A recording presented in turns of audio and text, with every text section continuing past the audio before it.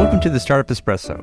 I'm Hall T. Martin, the host of the show, where we talk about raising funding for your startup and the time it takes to have an espresso. I hope you enjoy this episode.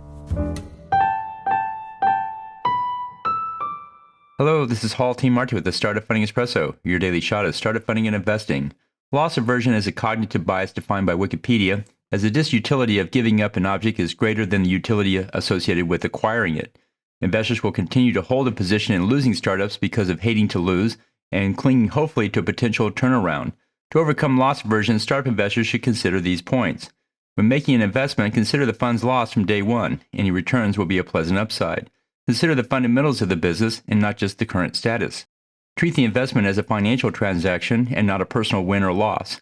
And diversify your investments so one loss is relatively small. Keep in mind the overall position of investments rather than each specific deal. And develop a plan for each investment, including follow-on funding, early exit options, and tax write-offs if it all goes to zero. Thank you for joining us for the Startup Funding Espresso, where we help startups and investors connect for funding. Let's go start us into today.